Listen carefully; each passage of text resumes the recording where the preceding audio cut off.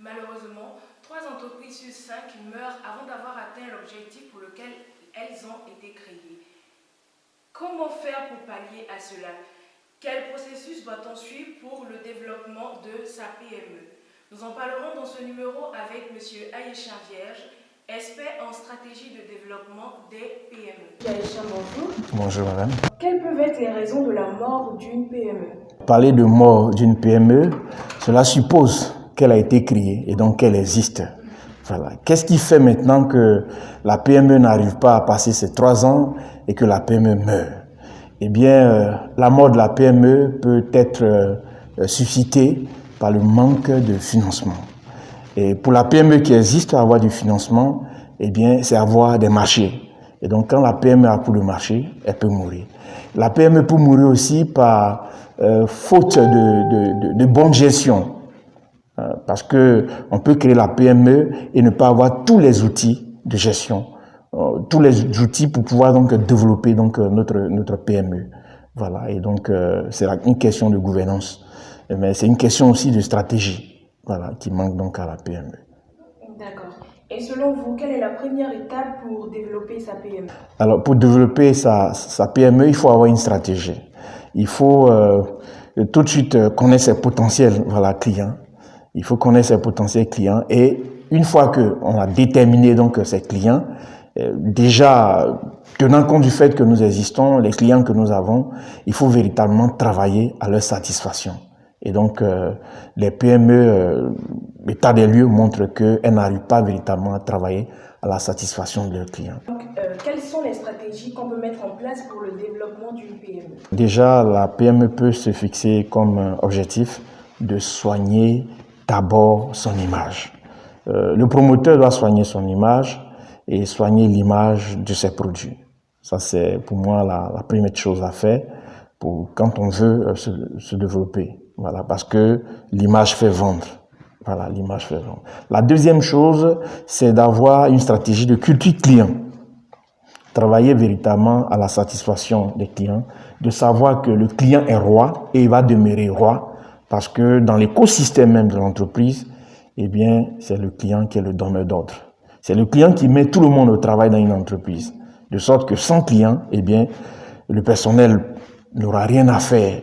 Sur une semaine, 1 mois, 2 mois, 3 mois, une année, la structure, la PME donc va mourir. Y a-t-il un chemin que vous conseillez aux entrepreneurs pour le développement de leur PME? Effectivement, je dispose, ou j'ai mis à la disposition donc des opérateurs économiques, et bien, ainsi que de toutes les parties prenantes incontournables de l'environnement économique. Les acteurs, les futurs acteurs, eh bien, peuvent se l'approprier. Il s'agit donc des cycles Aïechan, des mécanismes de financement des marchés. Et j'en ai même établi une matrice, la matrice Aïechan, des éventualités de financement des marchés, qui offre donc à chaque opérateur économique 15 éventualités de financement de marché. Et pour moi, la question de financement de marché étant une question de prise de risque. Financer, c'est prendre le risque. Et il appartient donc à chaque opérateur économique eh bien, de créer ou d'établir un climat de confiance. Et une fois ce climat de confiance instauré, par l'opérateur économique bien sûr, eh bien, en plus de l'opérateur économique qui doit donc prendre le risque de financer son activité, eh bien, ses clients peuvent financer son activité à travers les avances à la commande. Et puis, il y a les acomptes, ensuite, il y a les décomptes établis.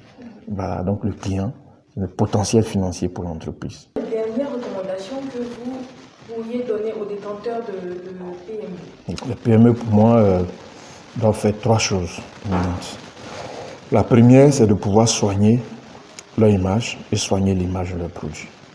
La deuxième, c'est de pouvoir manager véritablement l'expérience client, avoir une culture client, n'est-ce pas? Et la troisième chose, de procéder à la traçabilité de leurs opérations. Voilà. Si les opérations ne sont pas tracées, eh bien, ils ne peuvent pas gagner la confiance de leurs partenaires incontournables. Et pour moi, le partenaire incontournable, c'est le client, le fournisseur et leur établissement financier. Et la traçabilité, c'est à 3 dimensions. Il y a la traçabilité des flux financiers. Donc, pouvoir tenir une comptabilité correcte qui retrace à travers le QQQCP, voilà, l'argent qui rentre, à quoi ça sert, qui l'utilise, à quelle fin, l'argent qui sort également, voilà. Et pouvoir faire la traçabilité aussi des flux produits, il faut dire que cela intéresse les consommateurs de nos jours. Voilà. À savoir que l'eau glacée, voilà, le sachet d'eau que je suis en train de boire, voilà, où est-ce que c'est produit, voilà, quelles sont les personnes qui l'ont manipulé, comment cela a été manipulé, comment ça a été emballé, et bien tout ça, ça intéresse pour rassurer. Le consommateur a besoin d'être rassuré pour consommer, n'est-ce pas, le produit. Donc ça, si la PME ne peut pas faire ces trois choses, c'est qu'elle ne peut pas se développer. Et en faisant ces trois choses, elle va finir par donc inspirer confiance. Nous avons aujourd'hui échangé sur la question du mécanisme de développement des PME en compagnie de notre spécialiste du jour, Monsieur Ayeshin Vierge. C'est la fin de cette édition. Merci de nous avoir suivis et bonne suite de programmes sur OSE TV, la chaîne des entrepreneurs.